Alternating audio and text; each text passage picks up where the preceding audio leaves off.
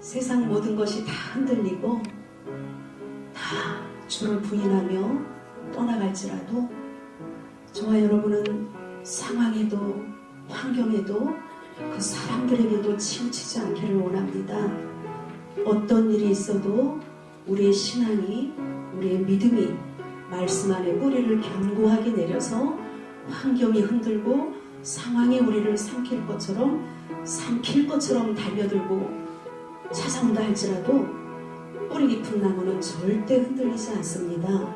그래서 작은 태풍에도 쓰러지고 넘어지는 얕은 나무가 되지 말고 우리의 신앙, 말씀의 반석 위에 견고하게 뿌리 내려서 주님 부르시는 그날에 중간에 낙오되는 자 없이 정말 예수님 나팔 불고 구름 타고 이 땅에 다시 오실 때 그때 우리 이름 한 사람 한 사람이 다 불려져서 공중에서 예수님 만나시고 하늘 천국에 한 사람도 빠짐없이 입성하시는 은혜가 있기를 원합니다. 아멘.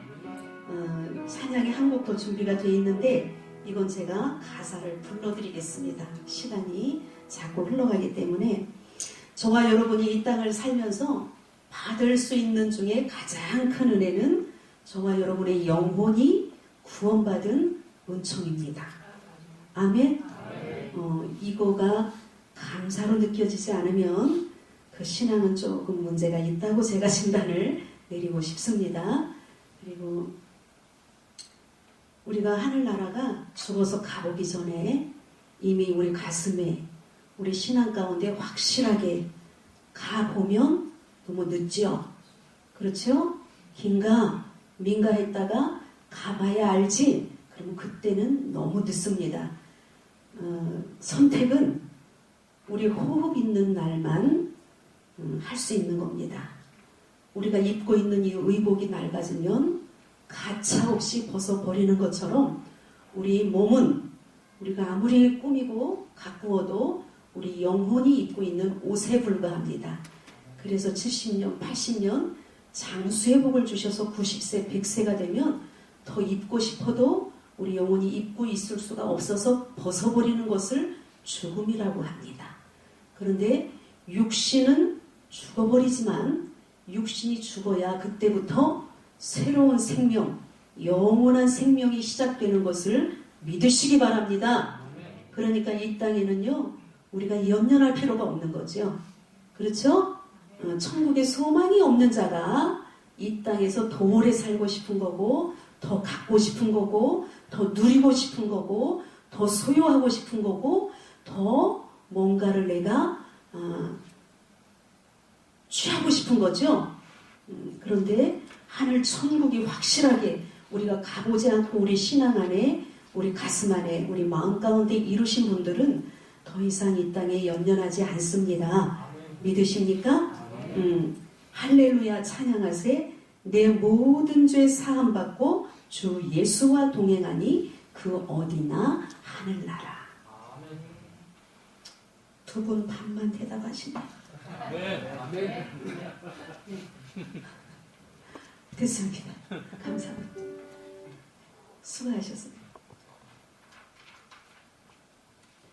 여러분들이 너무 근엄하시고 무게가 있으시고 그래갖고 저는 좀 까불인 목사인데 이거는 어떻게 해야 될지 모르겠어요.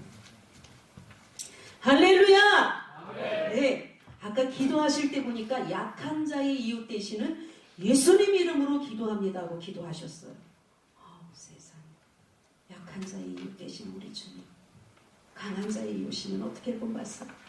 잘난 자의 이웃이면 어떻게 본받았어? 많이 가진 자의 이웃이었으면 어떡할 뻔봤어요. 똑똑한 자의 이웃이었으면 어떡할 뻔봤어요. 세상에. 김혜정 목사는 택함 못 받았네. 여러분 제가 많이 가진 자처럼 보이시죠? 아니에요. 나 착각하고 살고 있어요. 여러분이 너무 침묵하시면 제가 상처받고 돌아갑니다. 왜냐하면 이제 간증 속에서 잠깐 나눌 것인데 제가 상처가 많은 사람이에요. 그래서 반응을 안 보이시면 내가 오늘 잘못 온 거로구나. 그리고 상처받고 돌아갑니다. 그런데 좀 별로 은혜 안 돼도 그래도 목사가 간단히 서서 찬양도 하고 말씀도 전할 것이니까 반응을 잘 보이시면 제가 착각하고 돌아갈 때 기뻐 찬송하면서 돌아갑니다. 반응을 잘 보여주실 수 있기를 바랍니다. 그리고 이제 사람마다 다 여러 가지 색깔이 있잖아요. 권사님, 분명히 권사님이시죠? 네, 무지개 색깔. 시작. 아니, 이거 뭐 저기 손발이 맞아야 되는 거죠? 시작. 아니, 그렇게 하면 헷갈려서 안 돼. 한 자씩만 하세요. 몇 가지예요? 똑같은 색깔이 있어요? 없어요? 없어요. 7가지 색깔인데 다 달라. 그렇죠? 그러니까 어느 목사님은 또 근엄하셔갖고 말씀을 점잖하게 전하시는 분이 있는가 하면 또 소리쳐서 전하시는가 하면 속삭이듯이 부드럽게 전하시는가 하면 저처럼 까불면서 전하는 사람도 있습니다. 자, 제가 왜 말을 했느냐? 빨주, 노초, 파남보 다양한 색깔이 모여서 아름다운 환상적인 무지개가 되는 거죠. 그렇죠? 다 똑같은 목사님은 빨강만 있으면 삭막하죠. 미치는 거지 뭐 빨간색만 있으면. 그렇죠? 초록은 생명인데 생명을 뜻하는 색깔인데 초록색만 있어도 너무 식상하겠죠. 예, 그러니까 빨주, 노초, 파남보 각양 다른 그 색깔을 가진 사람들이 어우러져서 살아가는 것이 세상입니다. 그리고 나와 다른 색깔이라고 너 왜 빨강이야? 나는 주황인데 이렇게 하면 큰일 나요. 나는 주황인데 당신은 빨강이네. 어머 저 사람은 초록이네. 이 사람은 파랑, 보라네. 그러면은 자기 가진 색깔, 신앙의 색깔이든지 세상의 색깔이든지 확실하게 두드러지게 나타내면서도 서로 융화할 수 있는, 합해질 수 있는 그런 저와 여러분들이 오늘 전까지는 상관없으니까 오늘 이 시간 이후로 그런 믿음의 삶을 잘 살아낼 수 있기를 바랍니다. 말씀 한 절만 더 볼게요. 사도행전 17장.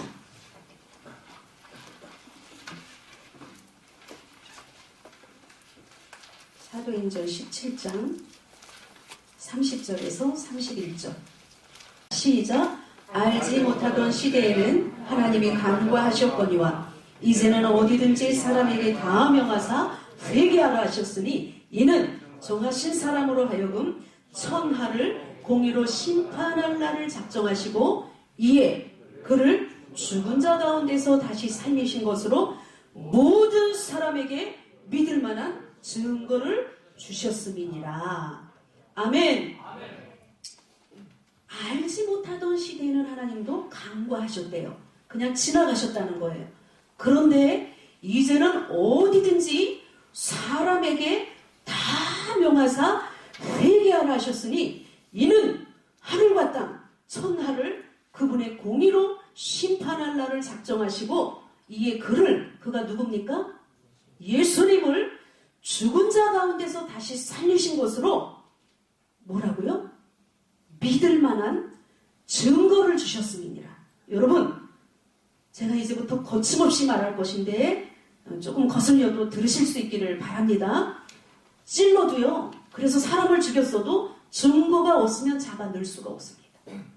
아무리 심증이 있고 확실하게 저 사람이 범인인데도 그 사람이 그 사람을 죽였다는 증거가 없으면 잡아낼 수가 없어요. 그렇죠? 자, 예수님이 2016년 전에 이 땅에 오셨는데 우리가 그때는 뭐 태어나기 말도 안 되는 우리가 태어나보지도 않은 시간들인데 여러분 예수님이 이 땅에 오셨다가 십자가에서 우리 죄 때문에 죽어주시고 3일 만에 부활하셨다는 것이 믿어지십니까? 아멘. 몇 명밖에 안 믿으시는 것 같아요. 믿어지십니까? 네. 어머 세상에 어쩜 그렇게 믿음이 좋으세요? 안 살아봤는데 그분이 오셨다는 증거가 있어요? 여러분이 봤어요? 만져봤어요? 어떻게 된 거예요?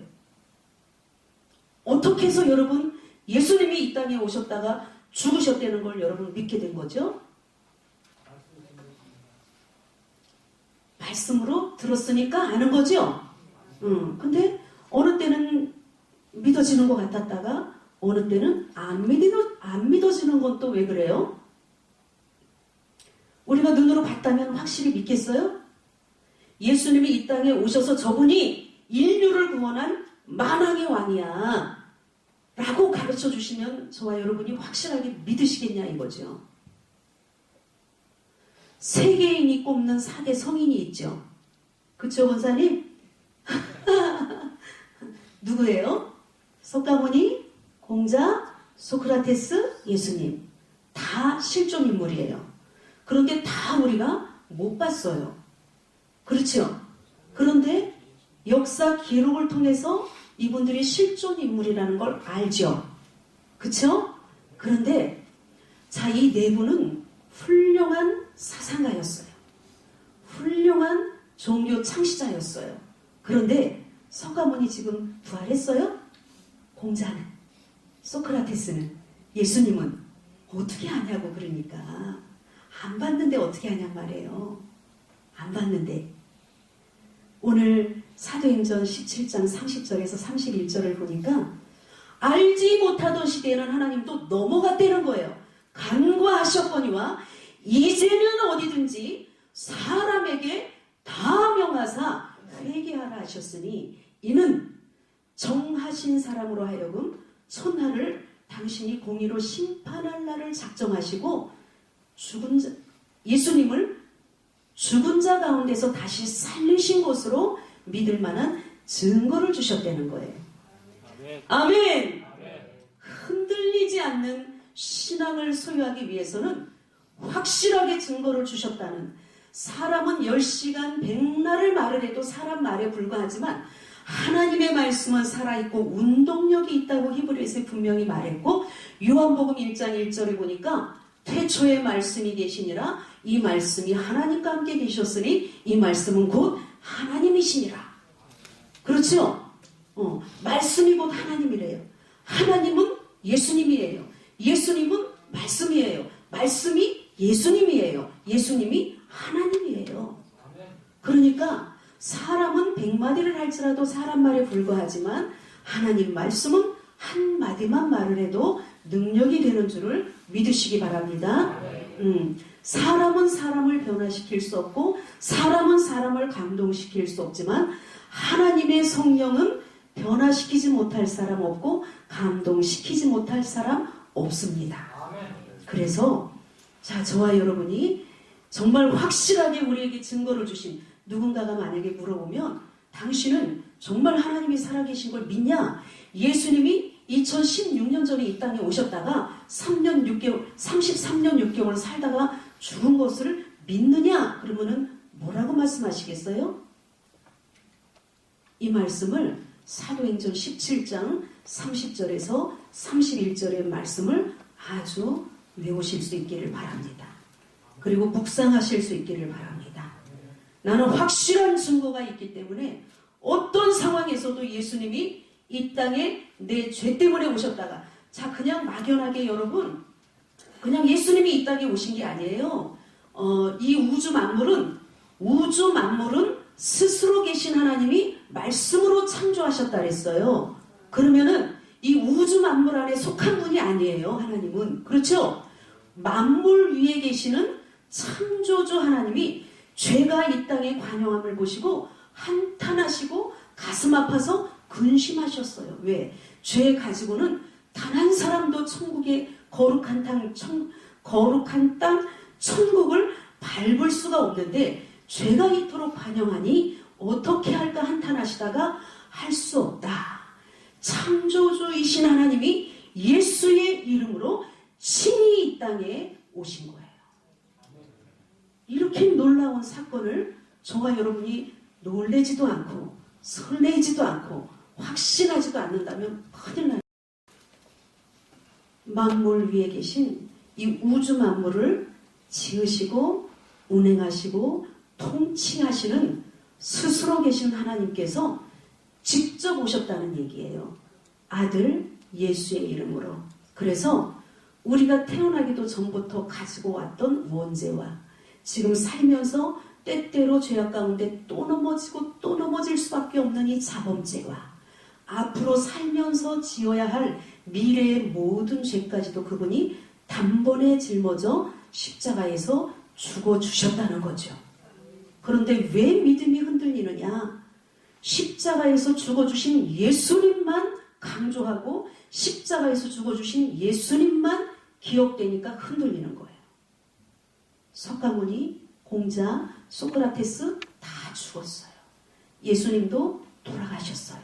그런데 성경에 기록한 대로 예수님이 이 땅에 오셨고, 성경에 기록한 대로 예수님이 우리 죄 때문에 죽어주셨고, 그분이 3년 6개월 주장하신 대로, 그분이 예언하신 대로 우리 모든 죄를 단번에 제사 드림으로, 피 흘려 주심으로 그분이 담당하고 죽어주셨다가 3일 만에 부활하신 겁니다.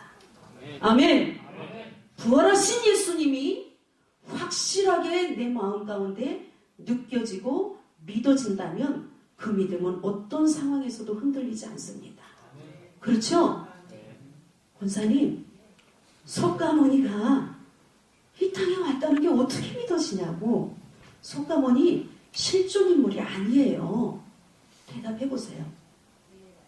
뭘 맞아. 지금 잠깐 착각하신 거야. 그죠? 자꾸 제가 부르니까. 실존 인물이 아니에요. 그렇죠?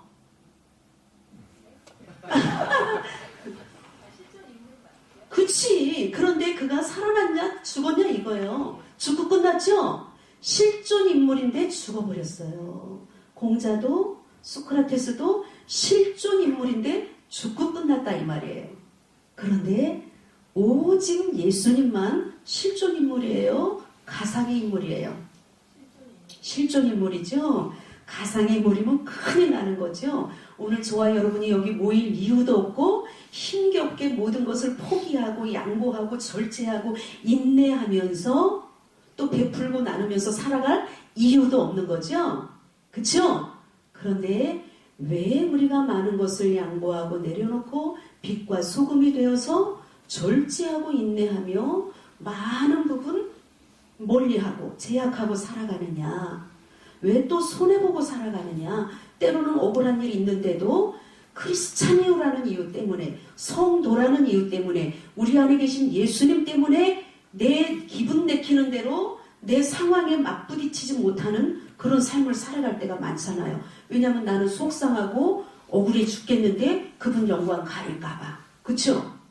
그것은 그분이 실존 인물이지만 죽었다가 살아나셨기 때문입니다.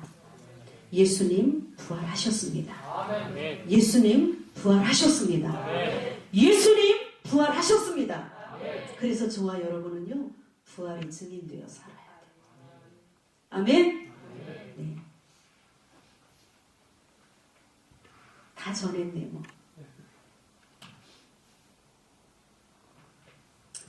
세상에 속해서 세상 사람과 더불어 세상 일을 하고 살지만 그 안에서 여러분은 여러분의 신앙의 색깔을 두드러지게 가지고 있어야 합니다. 그렇다고 우리만 고집하는 것이 아니라, 그렇다고 또 타협하려는 것이 아니라, 그 속에서, 세상 속에서 그들과 어우러져 살아가면서 성도라는 자부심과 확신 속에서 흔들리지 않는 믿음을 가지고 그들에게 많이 양보하고 그들에게 많이 도움을 주고 그들을 많이 위로해주고 그들을 많이 축하해주고 그들 속에서 빛이 되고 소금이 되어서 어둠이 있는 곳에 가실 때마다 빛 대신 여러분이 하나님 자신이 빛이기 때문에 광명이잖아요. 그렇죠? 그러니까 빛이 우리 안에 있기 때문에 우리가 어둠 속으로 들어가면 어둠 속에 우리가 동화되어서 우리도 같이 어두워지는 것이 아니라 저와 여러분은 확 하고 어두운 그곳을 밝힐 수 있어야 돼요. 저와 여러분은 소금이기 때문에 썩고 부패한 곳에 들어가서 그 부패를 방지할 수 있는, 맛을 낼 수 있는, 우리가 들어가면 그 공동체가 막혔던 길이 열려지고 꼬였던 일이 풀려지고 안 되던 일이 잘 되고, 그렇죠? 깨어지고 흐트러진 관계가 저와 여러분 때문에 연합되고 화목되는 그런 역할을 감당하실 수 있어야 됩니다. 아멘! 좀 편안해 보이죠? 제 모습이. 예, 제가 아까 반응을 안 하시면 제가 상처받고 간다 했는데 정말 그럴 수 있어요. 우리 은행 본점에 와서 제가 기쁨과 충만해갖고 가야지 상처받고 가면 안 되잖아요. 그쵸? 저는 대화식으로 설교도 하고 대화식으로 간증도 합니다. 제가 많이 물어볼 텐데 대답 잘 해주시기 바랍니다. 조금 가진 자처럼 보이죠? 그쵸? 제 옷이 명품같이 안 보이나요? 옷은 싼 걸 입었지만, 그리고 저는 유행 따라 살아본 적이 없어서, 왜냐면 오래 입어야 되기 때문에 굉장히 신중합니다. 10,000원짜리, 20,000원짜리를 살지라도 정말 마음에 꼭 들어야 사고, 한 번 샀으면 10년 최하 10년, 15년, 20년을 입어야 되기 때문에 굉장히 신중합니다. 그럼에도 불구하고 사람이 명품이기 때문에 네, 여러분 비웃음은 건강에 해롭습니다. 무엇으로 심든지 그대로 거둘 것인데 여러분이 축복하면 축복이 오고 여러분이 사랑의 언어로 누군가에게 끊임없이 어루만져주면 그것이 여러분에게 옵니다. 그래서 여러분이 아무리 아니라고 해도 저는 명품입니다. 왜냐하면 저는 깨어지기 쉬운 질그릇인데 보배 되신 예수님을 제 영혼 가운데, 제 10년 가운데 모셨기 때문에 누가 뭐래도 저는 명품입니다. 우리 아이들이 가끔 엄마는 공주병에 걸렸다 그러는데 공주병이 아니라 공주입니다. 저만 그래요? 저만 예수님 모셨어요? 다 예수님 모셨죠? 여러분 자신이 명품이 돼서 명품 가방 안 들고 명품 옷 안 입었어도 그냥 10,000원짜리 저처럼 이렇게 한 7, 8년 전에 이렇게 20,000원짜리 동대문 시장에서 사 입었어도 그냥 사람이 명품이니까 무엇을 입어도 그냥 명품이 되는 그런 은혜를 누리실 수 있기를 바랍니다. 아멘. 저와 여러분은요 명품이에요. 그러니까 신앙도 명품이 돼야 되는 거죠. 그러니까 명품 성도가 돼야 되는 거죠. 아멘. 편안하게 살아본 적이 한 번도 없어요. 편안하게 살아본 적이 한 번도 없어요. 얼마나 고생을 많이 했는지 길백화점을 아십니까? 저는 20년을 제가 커리어우먼으로 살았어요. 길백화점에서 20년 사업을 하던 사람이에요. 권사님 혹시 길백화점 아세요? 잘 모르겠어요? 그걸 조금 알아듣기 쉽게 말하면 노점이라 그래요. 제가 노점에서 20년을 사업하던 사람이에요. 이제 예수님을 담은 그러니까 보배 담은 질그릇이니까 언어를 조금 곱스럽게 써보려고 길백화점이다 라고 말했는데 못 알아듣는 관계로 그냥 있는 그대로 말씀을 드리겠습니다. 노점에서 제가 20년을 장사를 했어요. 사업이라니까 조금 뭐가 좀 이상한 것 같아요. 하여튼 별 장사를 다 해봤어요.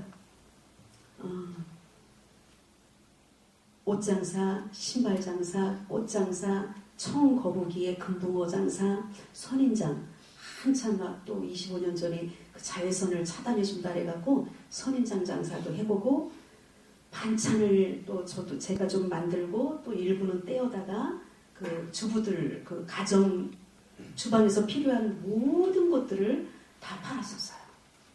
그리고 심지어 어떤 것도 해봤느냐 1톤 트럭 뒤에 타고 생선 뒤에다 싣고 앞에서는 운전하고 저는 그 찬바람 칼바람을 온몸으로 맞아가면서 동네 구석구석 다니면서 눈을 떴다 감았다 하는 살아있는 생선이 왔다고 죽어있는 건데 이제 그러면서 팔기도 했어요. 그렇게 안 보이죠? 네. 그렇게 안 보이게 해주신 하나님 앞에 너무 감사해요. 고생을 얼마나 했는지 온몸이 다 얼어가고 지금도 조금 따뜻한 데 들어가구나 그러면 이 귀부터 얼굴까지 빨개져요. 그렇게 다 얼어서.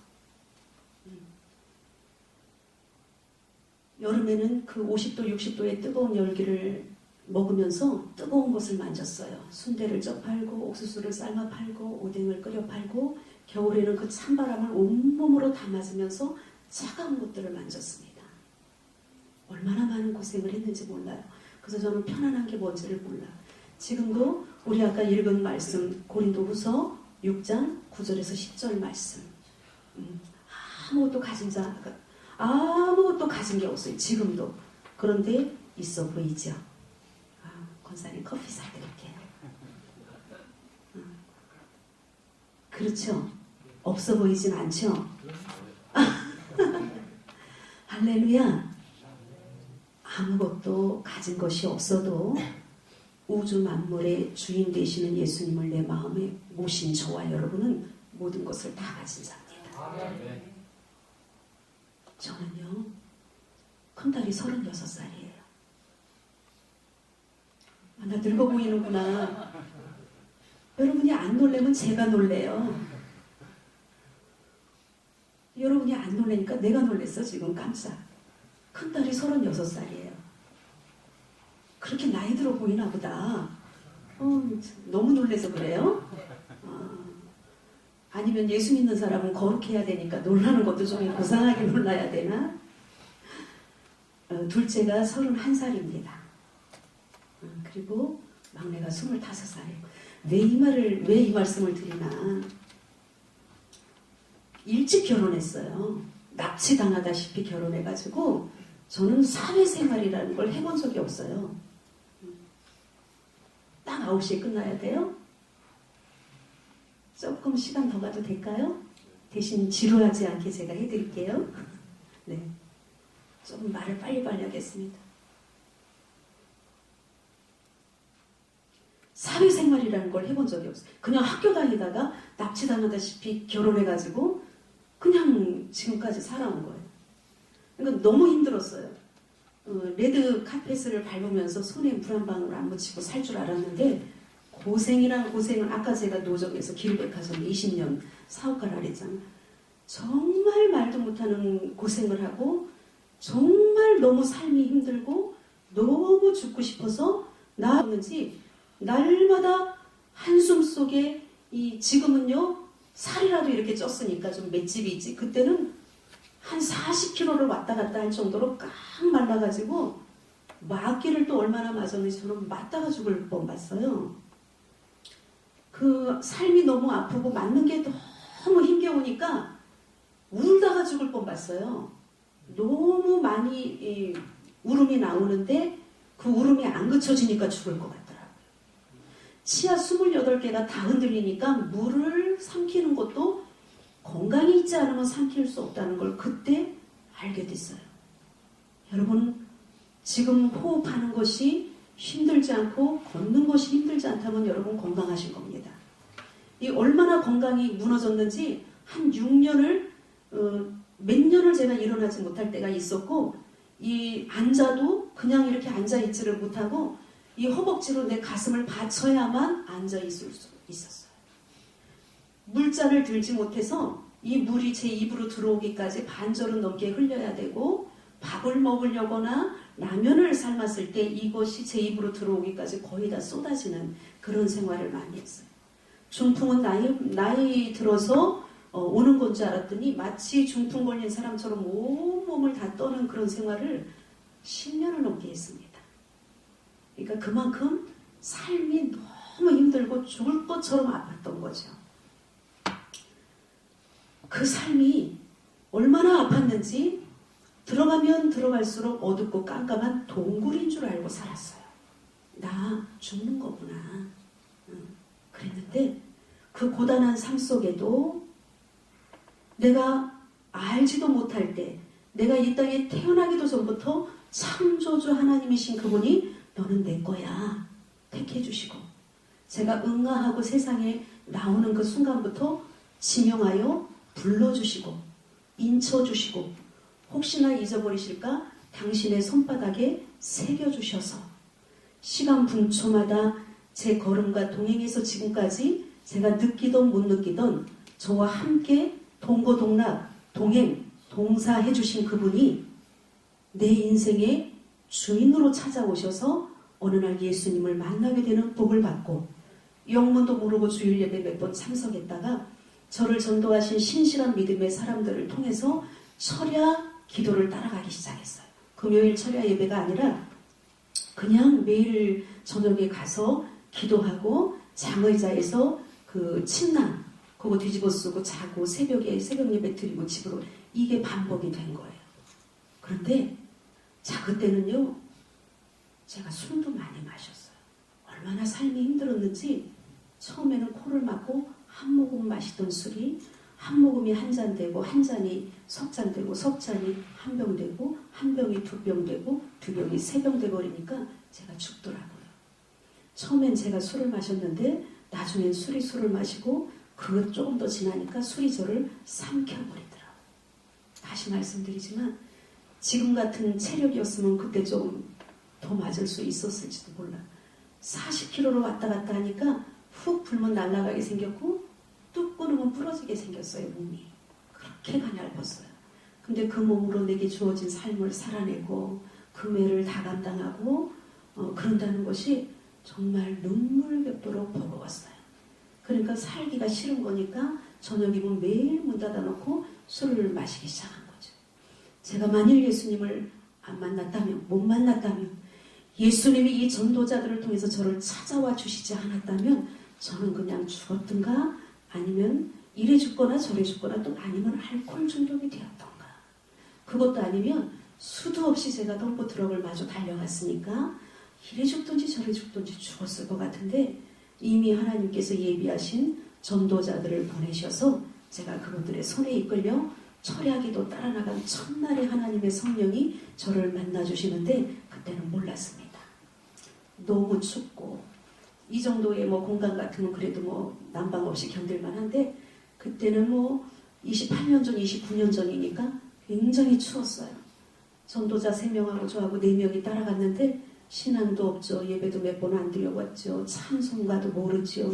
말씀도 전혀 모르죠. 주일학교 때 몇 번 사탕, 노트나 연필 그거 받으러 간 적밖에 없기 때문에. 그리고 나서 이제 알아들을 수 없는 그들의 기도를 한참 듣다가 제가 하나님 앞에 하소연하듯이 소리 없이 협박하다가 주님을 만났습니다. 하나님, 제가 마지막으로 당신을 믿어보고 그래도 우리 가정이 변화되지 않으면, 내 삶이 변화되지 않으면 저는 죽어버릴 겁니다. 그 말이 채 끝나기도 전에 뭔가 정수리에서 퍽 하고 치고 들어오더라고요. 깜짝 놀라 눈을 떴는데 아무 일이 없었어요. 그분들은 모르고 있더라고. 나만 놀랐어요. 그래서 한참을 어리둥절하고 있는데 아까까지도 불안하고 초조하고 괜히 따라왔다, 춥고 집에서 술이나 마실걸 그러고 있었는데 뭔지 모를 편안함, 그 두렵고 초조하고 불안하던 그 마음이 굉장히 차분하게 마치 깊은 바닷속처럼 잔잔해졌어요. 그래서 다시 눈을 감았는데 2번이나 더 그런 체험을 하게 됐고 지금은 굳이 말로 표현하자면 아마 황홀했다라고 표현하고 싶어요. 그래서 내가 이런 체험이란 말도 몰랐고 나한테 지금 이런 일이 있었는데 이 말을 이분들이 믿어줄까? 거짓말이라고 하면 어떡하나? 그러면서 이제 끝나고 나서 얘기를 했고 그 다음날 제가 청했어요. 나는 그 체험을 또 하고 싶다. 너무 편안했고 너무 황홀했고 너무 좋았어요. 그래서 이제 그 다음날도 10시쯤 넘어서 가가지고 4사람이 뺑돌로 앉아서 손을 잡고 오직 저를 위해 중보했습니다. 우리 김예정 자매에게 다시 한번 그 체험을 시켜달라고 그분들이 얼마나 소리 지르고 막 이 온몸이 다 떨리도록 1시간 정도를 기도했어도 그 체험은 그때 처음으로 그냥 끝났습니다. 그리고 신앙도 없는 저를 하나님이 계속 기도에 무릎을 꿇게 하셔서 제 기도가 끝나야 일어나서 생활할 수 있는 그런 은혜를 주셨는데 지금 돌이켜 생각을 해보니까 성부성자 성령께서 저를 인격으로 만나주셨구나라는 생각이 들고 그리고 하나님의 성령이 저를 완전히 장악하시고 지배하셔서 다스려 가시고 이끌어 인도해 주시니까 제 의지하고는 상관없이 눈을 뜨면 2-3시간의 기도를 드릴 수 있었다라고 고백드리고 싶습니다. 왜냐하면 기도는 단 1분도 하나님의 성령이 붙잡아주지 않으면 할 수 없다는 것을 이 15년 동안 눈 뜨자마자 제가 집에서 기도하는 거예요. 아침에. 그 기도 중에서 하나님이 붙들지 않으면 정말 단 1초 1분도 할 수 없다는 것을 수도 없이 체험합니다.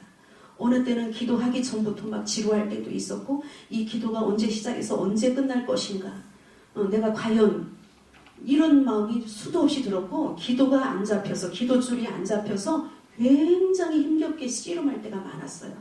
그리고 유혹도 많았습니다. 에이, 그냥 일어날까? 그냥 일어날까? 그런데 그럼에도 불구하고 하나님의 성령이 조금 더 강하게 붙잡고 계셨고, 저는 하나님의 성령이 주신 감동을 소멸하지 않았기 때문에 내 감정에 의한 감동은 빨리 일어나고 싶어요. 그래서 뭔가를 준비해서 돈 벌러 가야 돼. 그런데 하나님의 성령이 주시는 감동은 조금 더 이겨보자요. 요것이 100으로 쳤을 때 50대 50일 때 1만 더 와도 승리하는 거죠. 그래서 그 기도줄을 잡기 위해 어느 때는 30분도 씨름할 때가 있었고 1시간도 씨름할 때가 있었는데, 그 시간이 지나면 어김없이 하나님이 붙들고 기도를 시켜주셔서 하게 하셔서 그 은혜로 지금까지 오게 됐습니다. 사랑하는 저와 여러분, 우리 인생을 살다가 내 감정에 의한 감동에 치우쳐 살지 마시고 하나님의 성령이 주시는 그 감동을 따라 힘들지만 어렵지만 그럼에도 불구하고 좁은 길 갈 수 있는 은혜가 있기를 원합니다. 아멘. 뒷동산에 올라가니까 쪼르륵 올라갔다 오기 쉬웠어요. 땀도 안 났고 힘들지가 않았어요. 시간도 별로 안 걸렸고 그냥 갔다 올만 했어요. 그런데 험산줄령을 가려면 너무 멀기도 하고 높기도 하고 말 그대로 험산줄령이야. 그래서 가다 보니까 걸림돌도 있어서 넘어지고 엎어지고 굴러 떨어지고 무섭기도 하고 두렵기도 하고 이거 언제 가기는 갈 것인가, 별 희한한 것들을 다 만나니까 이것이 이 길이 맞는 건가 아닌가, 이거 포기할까. 근데 뒤를 돌아보니까 너무 많이 올라와서 내려가기도 그렇고 아직도 올라갈 걸 보니까 너무 막막하고 깜깜하기도 하고, 그럼에도 불구하고 포기하지 않고 주저앉지 않는다면, 갔다 올 수만 있다면 민둥산에 갔다 온 사람은 아무 할 말이 없어. 그런데 험산줄령을 갔다 오니까 별일을 다 겪었잖아요. 그쵸? 굴러 떨어졌어. 돌부리가 있었어. 장애물도 있었어. 이름 모를 들풀과 꽃도 봤어. 정말 하나님의 창조 섭리, 이름 모를 새도 봤어. 별 희한한 것들을 다 보아서 할 말이 있잖아요. 그쵸? 우리 인생이 평탄하면 얼마나 좋겠어요.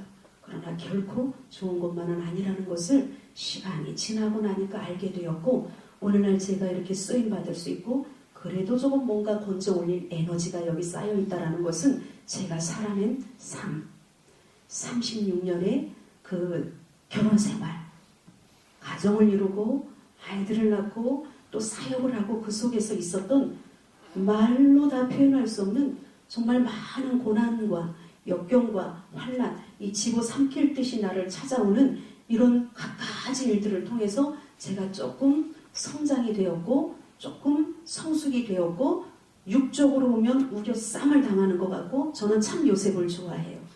성경에 요셉 나오는 거 아시죠? 네, 저는 여자 요셉 같은 삶을 살고 있구나. 저도 그렇게 고백을 했고 우리 가족 모두가 다 여자 요셉 같다 그랬어요. 제 주변의 사람들도. 어쩌면 그렇게 내 삶이 평탄하지 않은지 죽이겠다고 웅덩이에다 던져버려. 그런데 하나님 은혜로 물이 없으니까 안 죽었죠. 잠깐 또 건져주는 은혜를 맛보게 해요. 살았구나. 지금 요셉 얘기를, 제 얘기를 요셉 얘기로 하는 거예요. 살았구나. 그랬더니 세상에 꼴랑 은이십에 팔아 제껴. 근데 팔았는데 뭘로 팔았느냐? 노예로 팔아버렸어요. 온갖 누명을 다 씌우고 온갖 모함을 다해서 팔아버리더라고 나를. 그런데 자, 그 속에서 내 육신은 가서 역사를 잡고 너 네 할 일이나 하지 왜 무고한 나를 그렇게 힘들게 이루고 싶어요. 제 육신은. 그런데 제 영은 그냥 푹 들어가서 그래 팔려갔어. 너 웅덩이에 죽음의 그 웅덩이 속에 너 던져졌을 때도 내가 건져줬잖아.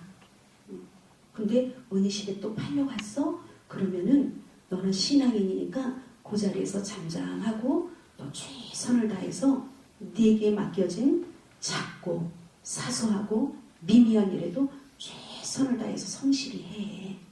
하나님의 성령은 그러는 거예요. 아멘 하고 눈물 머금고, 자, 노예로 팔려갔으니 얼마나 천한 자리냐고요. 그쵸?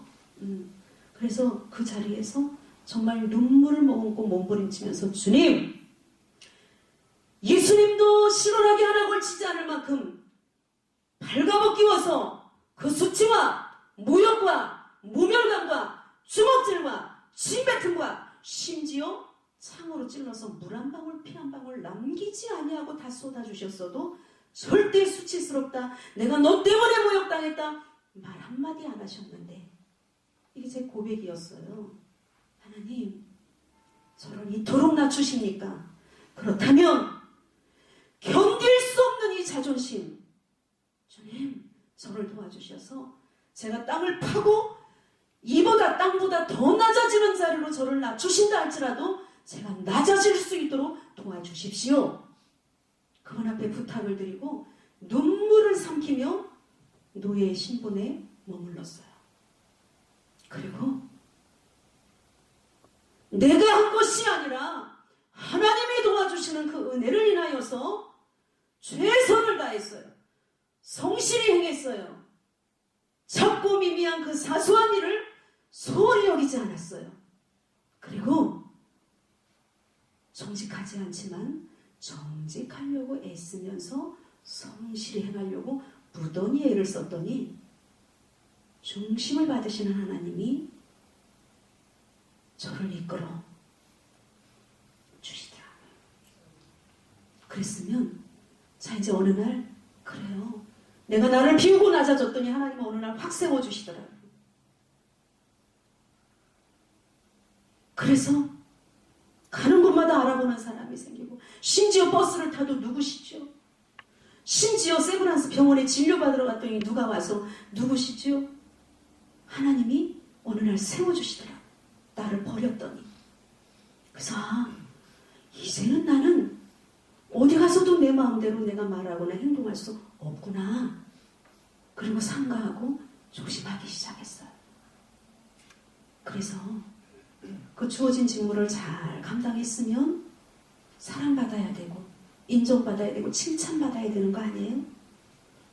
그런데 보디발 장관이 최선을 다하니까 가정 총무로 세워놓으니까 유혹이 오죠. 장관의 아내가 눈짓을 하면서 자꾸 같이 자자는 거예요. 그랬으면 하나님 앞에 당신의 남편 앞에 내가 범죄할 수 없습니다 하고 그 유혹을 뿌리쳤으니까 대단하네, 내가 유혹했지만 요새 괜찮네, 이래야 당연한 건데 누명을 확 씌워서 어디다 가둬요? 옥에 가두잖아요. 여러분 느껴집니까? 성경에서 지나는 말로 이렇게 들었기 때문에 요셉이 그랬구나. 여러분 성경 안으로 여러분이 퐁당 들어가서 여러분이 주인공 한번 돼보시기 바랍니다. 여러분 같으면 그 상황이 이겨질 수 있는 상황인가? 자, 그런데 보세요. 옥에 갇혀서도 오직 주님 바라봄으로 주님이 기억하시면 조카리 고백 안 했겠어요? 그리고 맡겨진 직무를 또 감당하니까 간수장이 뒤도 안 돌아보고 다 맡겼다는 거예요. 그렇죠? 자, 무슨 말씀을 드리려고 하는가? 이 주어진 삶이 너무 아프고 힘겹고 죽을 것처럼 아팠는데 육신적으로 보면 얼마나 내 영혼이 내 인생이 버림받은 것 같아가지고 많이 울었어요. 제가 주님 만나고 하나님, 제가 혹시 택함을 받지 못해서 버림받은 인생일지라도 이제라도 하나님 저를 택해 주십시오. 얼마나 아프고 얼마나 힘들고 얼마나 사람들 향해서 얼마나 갖가지 일을 당했는지 버림받은 인생인 줄 알았어요. 저는 많이 울었어요. 주님, 내 인생 버림받았을지라도 그래도 안 됩니다. 저 이제라도 택해 주세요. 그리고 몸부림치면서 기도하고 하는데, 자 보세요. 현상적으로는, 상황적으로는 멸망을 당하는 것 같고 웅덩이에 던져지는 것 같고 온이식에 팔려가는 것 같고 감옥에 갇히는 것 같은데 영적으로 보니까 계속 진보야. 영적으로 보니까 계속 성장이에요. 영적으로 보니까 계속 성숙이 되고 있더라. 그 고난을 통해서 비로소 하나님을 증거할 수 있는 에너지와 자원이 들어왔더라고요. 내가 예수를 만나지 못했더라면 그냥 신세 한탄에 불과했을 것인데 제가 생명 되신 예수님을 말씀으로 만나니까, 말씀이 육신이 되어 이 땅에 오신 예수님을 인격으로 만나버리니까 누구도 나를 흔들 수 없는, 아무도 나를 멸시할 수 없는 확실한 부활하신 예수님을 제 마음에 소유하고 살아가니까 어떤 상황에서도 부활의 증인되어 살아갈 수 있는 은혜가 주어지더라고요. 그리고 요셉이 꿈을 꾸고 시온의 대로가 열렸어야 되는데 웅덩이에 던져지잖아요. 팔려가잖아요. 누명 씌워서 감옥에 가둬놓잖아요. 요셉이 꾸고 싶어서 꿈을 꿨나? 하나님이 꿈을 주셨으면 시온의 대로를 열어줘야지. 그렇죠? 사랑하는 저와 여러분이 신앙생활 잘하고 있는데 누구보다도 믿음의 사람으로 크리스찬의 삶을, 성도의 삶을, 그리스도인의 삶을 살고 있는데 왜 갈수록 나는 꼬이고, 왜 갈수록 사람한테 멸시천대받고 모함받고 이토록 하는 일마다 꼬이고 막히나? 라는 생각이 들 때는 주님 앞에 맡기시길 바랍니다. 현상적으로는 막혔어요. 꼬였어요. 안 되는 것 같아요. 멸시천대를 당한 것 같아요. 우겨쌈을 당한 것 같아요. 그럼에도 불구하고 영적으로 보면 진보입니다. 성장입니다. 반드시 주님의 뜻이 이루어집니다. 과일나무에 과일이 수도 없이 열리지만 이거 다 열매로 우리가 수확하지 못해요. 그렇죠? 처음에 꽃이 얼마나 다닥다닥 피니까, 열매가 얼마나 다닥다닥 열립니까? 그거 다 솎아줘야 돼.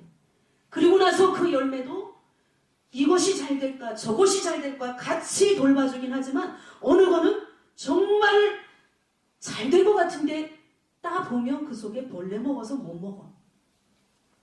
겉보기에는 너무 좋은데 맛이 없어서 못 먹어.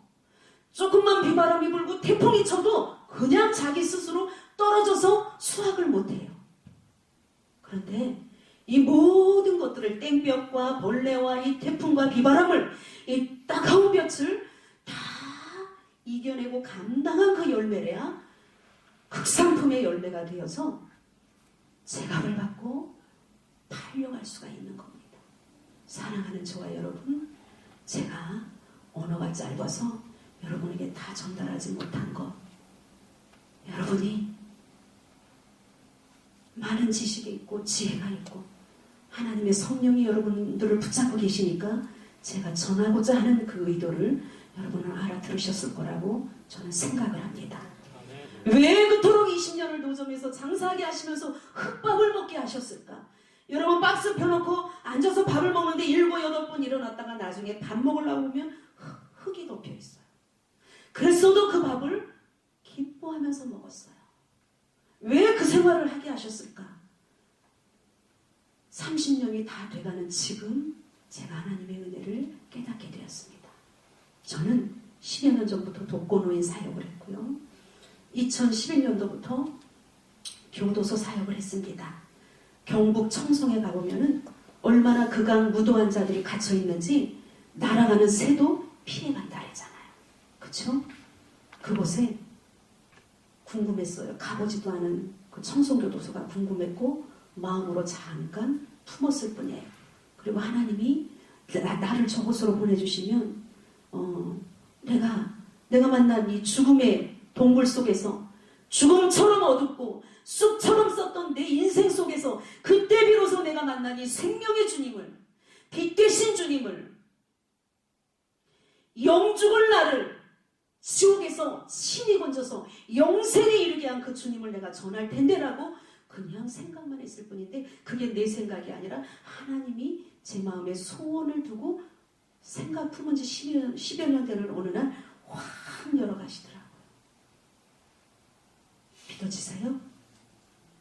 이 수많은 이 대한민국 땅 하늘 아래 이 수많은 사람 중에 김예정을 누가 알아서 제가 신청한 적 없고 누가 나를 추천한이 없는데 방송을 많이 나갔어요. 나름대로 많이 나갔어요. 어떻게 알고 왔느냐 이거예요.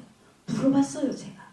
그랬더니 CBS 새롭게 하소서에서는 극동방송에서 제 찬양이, 어머니의 기도 찬양이 나오는 것을 듣고 물어봐라, 스토리가 있을 것 같다 해서 전화를 했다는 거예요.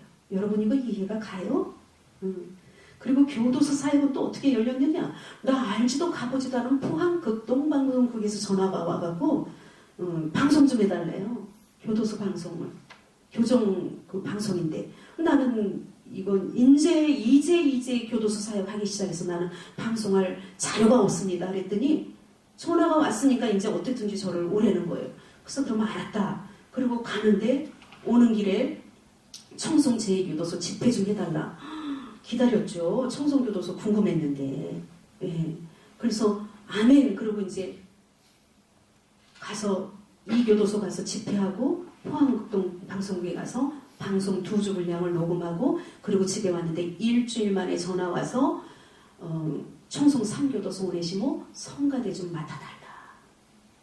그래가지고 제 의지하고 상관없이 마음에 소원을 두고 행하시는 하나님이 어느 날 확 길을 열어서 알지도 보지도 못한 사람 방송국에서 이렇게 전화가 와서 가게 하시더라고요. 그때 자 저는요 악보를 못 봅니다. 그래서 아무리 좋은 곡도 제가 혼자 불러볼 수가 없어요. 그런데 찬양을 해요. 하나님 은혜예요. 고린도전서 1장 한번 펴보시겠습니다.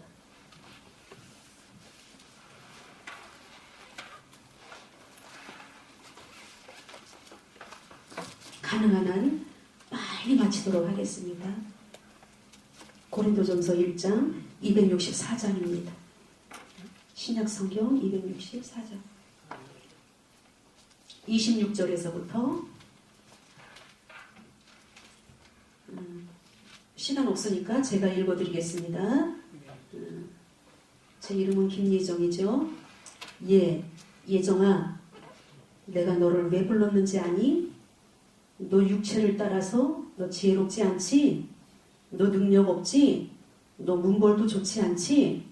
그런데 왜 내가 세상에서 가장 미련한 너를 택했는지 알아? 그건 지혜 있는 자들을 부끄럽게 하려고 그래. 왜 세상에서 가장 약한 너를 택했는지 아니? 그건 강한 자들을 부끄럽게 하려고 그래. 왜 내가 세상에서 가장 천한 너를, 멸시받는 너를, 없는 너를 택했는 줄 알아? 그것은 있는 자들을 피하려고 그래. 왜 그랬는지 알아? 그건 있잖아. 아무 육체라도 내 앞에서 자랑하지 못하게 하려고 그래. 아멘. 말씀으로 들어가 보니까 가장 약한 자요, 낮은 자요, 천한 자요, 문벌없는 자요, 아무것도 모르는 자. 왜 나를 택해서 하나님이 세상에 똑똑한 사람, 가진 사람, 잘난 사람, 명예 있는 사람, 뭐든지 다 할 수 있는 사람 너무나 많은데 왜 이렇게 하필이면 아무것도 없는 나를, 모르는 나를, 백도 없어, 건강도 없어, 스펙도 없어, 아무것도 없는 나를 써주실까 궁금했더니 말씀으로 들어가니까 답이 있더라고. 그건 있잖아. 아무 육체라도 하나님 앞에서 자랑하지 못하게 하려고 그래. 그러니까 제 고백이요, 제가 잘나서 한 게 하나도 없거든요. 그러니까 무엇을 할지라도 저는 무익한 종에 불과합니다. 고백이 안 드려질 수가 없더라고요. 심지어 악보도 못 보는데 찬양하게 하시잖아요. 그래서 3교도소 오네시모 성가대를 들어가서 섬기기 시작했어요. 사람은 사람을 변화시킬 수 없기 때문에 주님의 심장과 제 심장을 바꾸어 주십시오. 우리 선교팀의 심장을 바꾸어 주십시오. 하나님, 하늘을 두루마리 삼고 바다를 먹물 삼아도 다 기록할 수 없다는 그 하나님의 사랑을 이 작은 가슴에 담을 수 있도록 은혜 주십시오. 그래서 사람의 사랑이 전해지는 것이 아니라 사람을 통해 전해주시는 그 하나님의 사랑을 전할 수 있도록 은혜를 주십시오. 20년, 30년 형을 받고 잠깐 그래도 봐줄 만한 예쁘장한 여자들 들어왔다 나가니까 저녁에 들어가서 말씀 묵상 안 하고 사람 묵상하면 끝입니다, 아버지. 저는 더 이상 들어가서는 안 되고 들어가서도 안 되고 그들에게도 복이 되지 않습니다. 우리는 믿음으로 기도하겠으니 하나님은 능력으로 역사해 주셔서 우리는 날마다 회개하겠으니 사도행전 2장 38절 여러분 성령 충만함 받고 싶으면 회개하시기 바랍니다. 그러면 죄 사함과 동시에 성령을 선물로 주신다 했어요. 우리는 날마다 시간 분초마다 예수 이름 의지해서 십자가에서 올려주신 그 보혈의 피공로 의지해서 회개의 무릎을 꿇겠사오니 주님 내 죄를 용서해 주시고 불처럼 바람처럼 생수처럼 성령을 기름 붓듯 해주셔서 그 성령의 충만한 은혜를 가지고 공기부터가 차가운 최하절도요 최고 살인인 그들을 만나러 갈 때 하나님의 성령이 충만한 사람들을 그들이 볼 때 그들의 영은 하나님의 영 앞에 완전히 압도당하는 역사를 보게 하시고 하나님의 성령에 충만한 우리들은 악한 영에게 살인의 영, 성폭행의 영, 강도, 강간의 영, 절도의 영, 이 분노의 영, 버림받은 영혼들에게 눈과 눈이 마주칠 때 저들의 악한 영을 우리는 완전히 장악하며 들어갈 수 있도록 은혜를 주십시오. 기도하고 들어가고 또 들어갔더니 그리고 어느 날 눈물로 사람 묵상 한다면 끝이다. 우리는 더 이상 하나님이 기뻐하시는 사역을 할 수가 없다. 나이와 상관없이 신앙의 어머니로 복음 전도자로 느껴지지 않는다면 나는 이 사역 내려놓는다. 같이 울면서 하나님의 성령이 확 임재하시고 우리 모두 마음을 주장하시니까 그들도 울면서 신앙 고백이 이루어지고 신앙의 어머니로 복음 전도자로 보입니다. 고백하고 지금 3년, 4년째 대장이었던 아주 흉악, 무도했던 자가 오늘 이 자리에 와 있습니다. 할렐루야. 여러분, 우리 지난날에 내가 왜 멀쩡하게 생겨갖고 옛날에 맞았어요, 힘겨웠어요, 가난했어요, 아무것도 배운 게 없어요, 몰라요. 그래도 저 신학교 교수를 했어요. 7, 80명의 학생들을 9학기나 강의했습니다. 그러니까 그분이 대단하신 거죠. 어린아이의 눈도 너무 구박을 많이 받아서 너무 많은 매를 맞아서 이 강아지 들어가며 차고 나가며 차고 짖는다고 차고 밥 많이 먹는다고 차고 똥오줌 싼다고 발로 차봐. 권사님 저쪽 구석에 처박혀서 꼬리도 이 몸을 동그랗게 말고 눈치 봐 강아지가. 제가 그랬어요. 그런 나를 오늘 이렇게 회복시켜서 써주시는 그 하나님. 지난날을 내가 말하지 않고 지금 이 모습만 본다면 사람이 명품인데 여러분 다 속으실 거 아니에요. 많이 배웠네, 많이 가진 것 같으네, 편안해 보이네, 어려움 없어 보이네, 이렇게 속으실 거 아니에요. 그쵸? 근데 제가 안 숨기고 다 말씀드리잖아요. 왜냐하면 하나님의 영광이 드러나야 되니까. 옛날에 그렇게 죽음을 생각했는데 지금은 그런 모습 안 보이잖아요. 하나님이 나와 함께 하시니까. 그리고 지금도 끊임없이 누군가에게 도움이 되고 싶고 지금도 가진 것 없어요. 아까 우리 고린도후서 6장 9절에서 10절 말씀 같이 봉독했지만 그 말씀을 이루어 주셨어요. 그러니 얼마나 대단하신 분이냐. 옛날에는 제가 따박따박 잘했다고 칭찬해주면 박수 쳐주면 내가 그래도 조금 잘했어. 영광을 제가 중간에서 따박따박 가로챘어요. 그런데 어느 날 정신이 바짝 차려지니까 무엇을 할지라도 저는 무익한 종. 저는 예수님을 태우고 가는 당나귀에 불과합니다. 이 박수와 환호와 인정과 칭찬은 다 주님이 받으시옵소서. 왜냐하면 내세울 게 없다라는 것을 고린도전서 1장 26절에 28절의 말씀으로 가르쳐 주셨고 제가 또 인정하고. 그래서 그때 그 흉악 무도했던 자 얼마나 인물이 잘났는지 몰라요. 제가 이런 말하고 길에서 만나면은 귀공자 같기도 하고 그 사람도 편안해 보이고 그냥 그럴 것인데 아주 내가 오늘 다 까발렸어. 우리는 다 양파처럼 싹 까내서 우리의 가진 것 없는 게 모르는 게 우리는 아무것도 아니라는 게 확 드러나야 주님이 영광 받으시지. 그렇죠? 오늘 동행하셨어요. 자 보세요. 그 안에서 죄는 얼마나 미워요. 저도 너희들은 세상의 악이야. 나오면 또 죄져. 또 찔러. 또 빼앗어. 그러니까 너희들은 나오면 안 돼. 직탄하던 한 사람이었어요. 그랬는데 제가 그 사역 속에 들어가 보니까 죄는 미운데 그 죄 때문에 그들이 예수님을 만났다면 그 인생이 얼마나 복된 인생인지. 살면서 모든 것을 다 잃어버렸을지라도 예수님을 찾았으니까 다 찾은 거고, 살면서 아무것도 몰라도 예수 그리스도가 내 생명의 주인이라는 거. 그래서 그 이름을 부르는 자, 그 이름 앞에 나오는 자, 그 이름을 믿는 자는 살아도 살고 죽어도 살고 영원히 산다는 것을 아는 자는 다 아는 자지. 그래가지고 세상에 지금 전도사님 나이가 몇 살이셔요? 56인데 36년을 있었어. 그런데요, 마지막으로 청송에서 20년 형을 받고 너는 20년만 살고 나가도 안 돼. 7년 더 살아. 보호 감옥까지 27년을 받고 그 속에서 말씀으로 깊이 확실하게 하나님을 만나서 그 안에서 전도자의 삶을 살고 또 어느 날 거룩한 욕심이 생겨갖고 배우자를 놓고 기도했더니 또 어떤 같이 있었던 사람이 출소해갖고 아주 그냥 이쁜 각시를 딱 서신으로 이렇게 연결을 해놨는데 서로 만나는 순간 통했대네.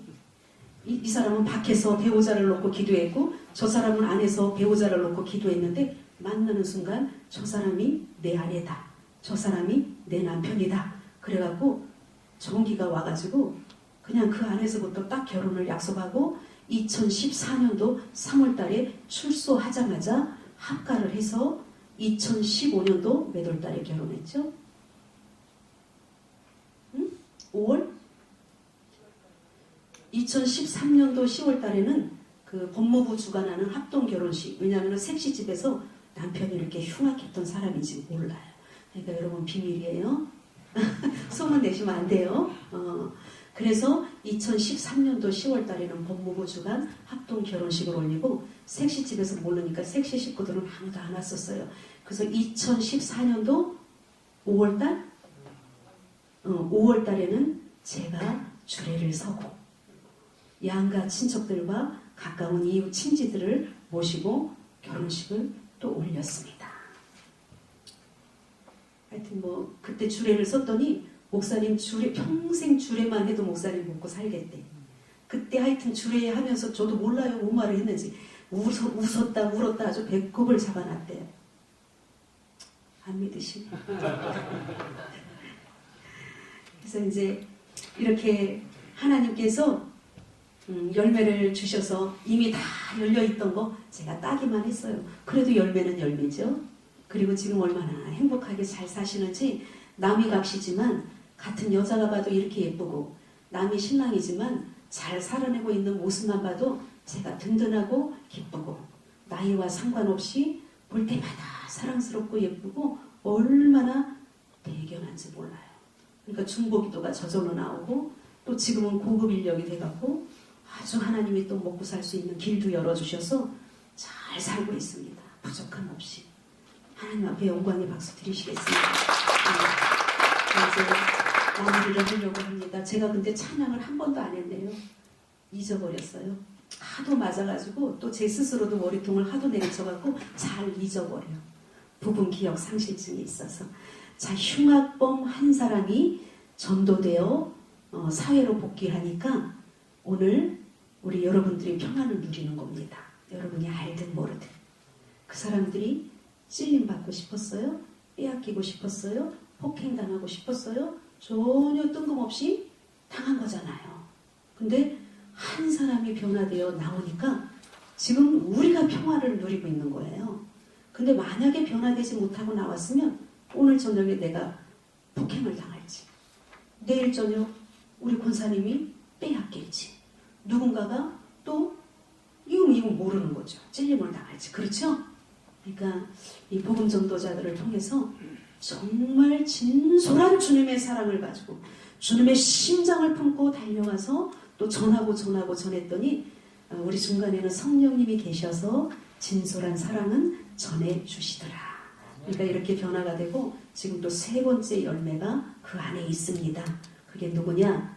자유가 없는 그곳에서 건반, 여기서는 마음껏 연습도 해보고 또 띵동거리면서 틀렸으면 고치기도 하는데 거긴 자유가 없는데 전혀 작곡을 해본 적이 없는 형제가 있는데 어느 날 선물을 제가 나눠줬더니 그 선물을 탁 받아들고 자신의 미래를 스케치하기 시작했어요.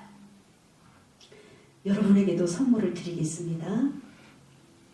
선물은 참 받으면 좋은 곳인데 선물을 준다 해도 그냥 세 가지 드릴게요. 꿀떡을 드리겠습니다. 꿀떡. 그래서 누군가의 모습이 마음에 안 들거나 허물이 보여지거나 정말 또 상황이 막 불평이나 원망이 나오려고 할 때 꿀떡 삼키시기 바랍니다. 꿀떡을 자주 드시기 바랍니다. 그 다음에 두 번째, 아까 말씀드렸던 무지갯의 선글라스를 드리겠습니다. 너는 빨강이야, 쟤는 초록이네, 나는 노랑인데. 저 빨강이네 그러지 말고 어머 빨강이네, 어머 초록이네, 나는 노랑인데. 그래가지고 빨간색이 되려고도 하지 말고 초록색이 되려고도 하지 말고 그냥 자기 색깔을 두드러지게 드러내면서 수용하는 거예요. 빨간색도 초록색도 파란색도 보라색도. 그래서 그 속에서 상대방을 인정하면서 우리 가지고 있는 색깔을 확 드러낼 수 있다면 아름다운 무지개가 되는 거죠. 그렇죠? 그리고 세 번째는 스케치북을 드리겠습니다. 권사님 뭘 드린다고요? 스케치북. 왜 드리냐면 여러분의 미래를 스케치하시라고. 노점에서 제가 왜 저를 드러냈냐면 노점 장사 했다는 말 안 해도 돼요. 근데 여러분에게 도전을 드리고 싶어서 하는 거예요. 그래? 지금은 저렇게 좋아 보이는데 노점에서 장사했어? 옛날에 그렇게 많이 맞았어? 코뼈가 돌아가고 이빨 28개가 다 흔들리고 주먹을 쥘 수도 펼 수도 껍데기 홀딱이 이 살 껍데기가 홀딱 다 벗겨지도록 수도 없이 맞았어? 임신해서 배가 불러 있어도 길 가다가 그렇게 맞았어? 아기를 낳고 며칠 되지 않아서 뼈가 아물지도 않았는데 그렇게나 많이 맞았어? 얼마나 죽고 싶었으면 그렇게 머리통을 내리치고 덤프 트럭을 마주 달려가고 용산전자 상가에서 여의도를 잇는 그 원효대교를 그렇게 수도 없이 올라갔다 그랬다. 얼마나 삶이 고단했으면. 이 얘기를 왜 했냐면 그런 나도 죽을 것처럼 힘들고 정말 날마다 죽고 싶었던 아무것도 모르고 할 수 없는 이 연약한 나도 이만큼 들어서 하나님이 사용하신다면 여러분들 하나님이 안 사용하시겠냐 그 말이에요. 그쵸? 여러분들 어떻게 하나님이 안 사용하시겠냐 그거예요. 여러분의 미래를 스케치하시라는 거예요. 그리고 역사하실 하나님을 기대하면서 기도하시고 죽기 살기로 신앙의 삶을 성도의 삶을 잘 살아내시면 반드시 여러분을 써주신다 이거예요. 여러분 예배자로 세워질 수 있기를 바랍니다. 그리고 어떤 상황에서도 흔들리지 않는 확실히 믿을 만한 증거를 주신 부활하신 예수님을 마음에 모시고 십자가에서 죽어주신 예수님으로 끝나니까 흔들리지 3일 만에 부활하신 그분을 마음에 모시고 부활의 증인으로 사시면서 경고하며 흔들리지 않기를 바랍니다. 그리고 여러분의 인생이 이대로 끝날 것이 아니라는 것을 만약에 내 인생은 이대로 끝나버릴 것이다 라고 생각했으면 그 잘못된 생각에 오늘 종지부를 찍을 수 있기 바랍니다. 그러면 난 아침에 온역에서 저녁까지 그리고 집으로 가면 끝인데 어떻게 써줘? 있는 그곳에서 빛과 소금 역할을 감당하시면 돼요. 입으로 전하는 전도가 아니라 시간이 되었기 때문에 오늘 나와서 드리는 예배가 아니라 남들이 기도하니까 드리는 기도가 아니라 말로 언어로 입술로 부르는 찬양이 아니라 여러분의 삶이 예배가 되고 여러분의 삶의 기도가 되고 여러분의 삶이 찬양이 되고 있는 그곳에서 만나는 사람들에게 웃으면서 인사만 잘해도 양보만 잘해도 누가 힘들어하는 것 같으면 많은 말 필요 없어요. 가서 어깨만 한번 투둑 두드려주고 내가 있잖아. 아니면 같이 있어만 줘도 돕는다는 것은 비가 올 때 우산을 받쳐주는 것이 아니라 같이 그 비를 맞는 것이래요. 그 아픔 속에 동참해서 같이 뜨거운 눈물을 흘려주기만 해도 누군가가 정말 좋은 일이 있을 때 진심을 다해서 내일처럼 축하만 해줘도 그래도 그게 전도자지. 여러분 입으로 전해서 전도할 생각 아예 포기하시기 바라요. 여러분의 삶으로 예배자의 전도자의 삶을 살아낼 수 있기를 바랍니다. 그래서 여러분이 빛과 소금이 되어서 웃는 것에 인색하지 않기를 바라요. 대화하면서 웃는 거 그건 당연한 거고 여러분 항상 미소를 머금고 다니실 수 있기 바랍니다. 빛인데 밝게 하고 다니실 수 있기를 바랍니다. 그리고 모르는 사람을 만나도 무조건 만나면 그냥 살짝 그냥 목례만 해도 저 사람 뭐지? 나중에 알고 보면 저 사람 예수 믿는 사람이야. 그냥 전도 안 되겠어요? 자, 이제 시간이 벌써 9시 반이나 됐기 때문에 저는 할 수만 있다면 정말 여러분에게 도전을 주는 자가 되었으면 좋겠습니다. 그래서 여기 제가 그 신음회 목요일마다 드리는 예배 한 4번 정도 왔었죠? 두세 번, 한두 번 따라오고 한 두세 번 와서 제가 말씀을 전했던 것 같아요. 올 때마다 하나님이 눈물을 주셨어요. 얼마나 귀한지.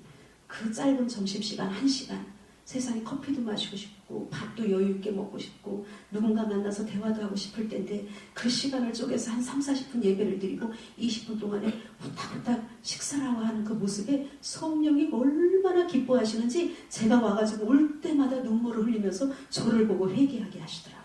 너는 뭐냐? 너는 목사인데 너는 뭐냐? 여러분들 너무 귀하십니다. 그리고 상암 지점인가? 거기도 가서 제가 원래 때 한번 말씀을 전했는데 제가 거룩한 욕심이 조금 있다면 이렇게 시간 없는 시간을 내서 나와서 예배드리는 여러분들의 영혼이 너무 하나님이 기뻐하신다라고 눈에 안 보이시는 영이신 하나님 대신해서 제가 여러분에게 말씀드리고 싶고 또 할 수만 있다면 전국 지점을 다 돌아다니면서 제가 좀 도전을 주는 자가 됐으면 좋겠다. 이런 생각이 듭니다. 욕심일까요? 그렇게 될 것 같은데 예, 이제 뭐 더 해봐야 여러분 다 기억도 못 하실 거고 이제 마치도록 하겠습니다. 여러분 저와 여러분이 먼저 확실히 믿을 만한 증거 속에서 흔들리지 않는 신앙생활 할 수 있기를 바랍니다. 야생화가 될 수 있기를 바랍니다. 그러니까 고난이나 어려움이나 사람들을 통해 모함, 멸시, 시기 질투 이런 것들을 두려워하지 마십시오. 그 속엔 분명히 하나님이 계획하신 축복이 쌓여져 있습니다. 감사하며 받아들이시고 이기신다면 반드시 하나님의 뜻을 여러분들을 통해 이루실 것을 믿습니다. 네. 그래도 제가 찬양은 그래도 한 곡 해야 되겠죠? 늦었어도 제가 찬양 한 곡 할까요? 네. 제가 3곡을 선곡했는데 고난이 유익이라 그 다음에 어머니의 기도 그 다음에 여러분들 그 믿음의 삶을 축복하기 위해서 파송의 노래를 택했는데 뭘 불러볼까요? 네? 파송의 노래 꼭 그거 불러야 되겠어요? 그러면은 괜찮으시다가 하면 2곡 부르겠습니다. 어머니의 기도 제가 부르고 그 다음에 이제 여러분 또 준비하신 예물 드릴 때 우리 목사님 부부 나오셔서 헌금송 드리시겠습니다. 어머니의 기도 먼저 파송의 노래 끝날 때 불러드릴게요. 네. 소리 다시요. 다시 이제 놓쳤습니다. 조금 더 키울 순 없나요? 소리 조금 더 키울 순 없어요?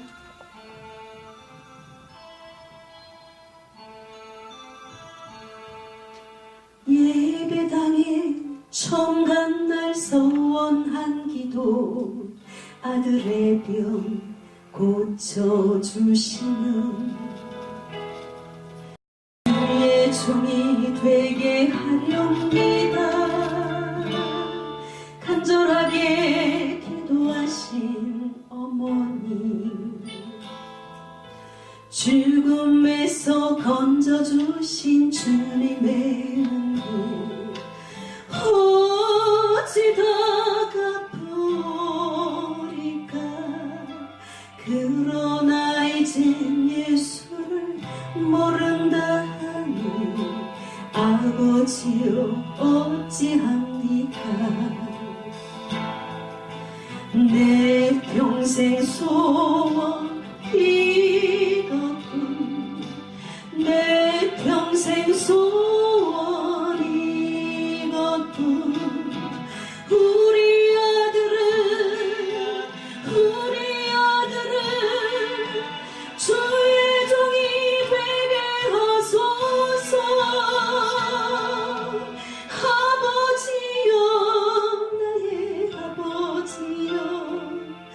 나의 기도 들어주소서. 간구하는 어머니의 기도 눈물로 강을 이루네.